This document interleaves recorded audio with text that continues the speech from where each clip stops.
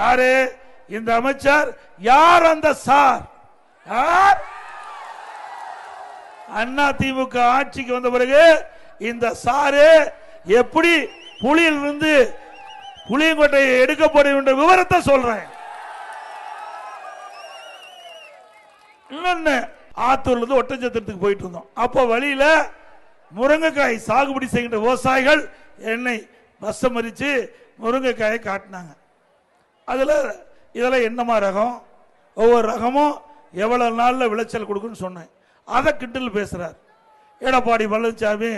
முருங்கைக்காயை பார்த்து எவ்வளவு நாள் விளையினா, அதுல ரகம் இருக்குது, ஒவ்வொரு ரகமும் எவ்வளவு நாள்ல விளைச்சல் கொடுக்கும் என்பது விவசாயிக்கு தான் தெரியும்.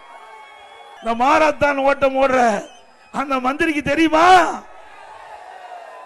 நேற்றைக்கு முன்தினம் திண்டுக்கல் மாவட்டத்துக்கு சென்றிருந்தோம். அங்க விவசாயிகள் சில பேர் என்னை சந்தித்து தங்களுடைய குறைகளை சுட்டி காட்டினாங்க. அங்க புலி விளைச்சல் அதிகம். நத்தம் பகுதிக்கு போனோம். ஆனா நத்த விஸ்வநாதன் அவர்கள் என்னை அழைத்து சென்றார். அந்த வழியிலே சில விவசாயிகள் புலியை வைத்து நின்று கொண்டிருந்தார்கள். நான் அவரை அழைத்து பேசினேன். எங்களுக்கு விலை வீழ்ச்சி ஏற்பட்டு விட்டது, அதனால் உங்களுடைய ஆட்சி வந்தாலோ இல்லை இந்த அரசாங்கத்துக்கு சொல்லியோ எங்களுக்கு நியாயமான விலையை பெற்று தர வேண்டும் என்று அவர்கள் கோரிக்கை வைத்தார். அதோட அந்த புலியினுடைய தன்மை, இது என்ன ரகத்தை சேர்ந்தது என்பதெல்லாம் அவர் கேட்டுட்டு இருந்தார். அவர்கள் சொன்னாங்க, இந்த புலி என்னென்ன, இது கொட்டையுள்ள புலி, இன்னொன்னு கொட்டை எடுத்த புலினாங்க.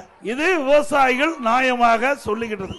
ரெண்டையும் காட்டினாங்க. இது என்ன விலை, இது என்ன விலை, 10 கிலோ இது என்ன விலை, அது என்ன விலை. சரி, இந்த புளியங்கொட்டை எடுக்கிறீங்களே, இது எதற்காக பயன்படுத்துறாங்கன்னா, அது கிலோ 35 ரூபாய்க்கு விற்போம், அது பல மருந்துக்கு உதவுது அப்படின்னு சொன்னாங்க. இப்படி விவசாயிகள் தங்களுடைய பிரச்சனைக்காக என்னை சந்தித்தார்கள்.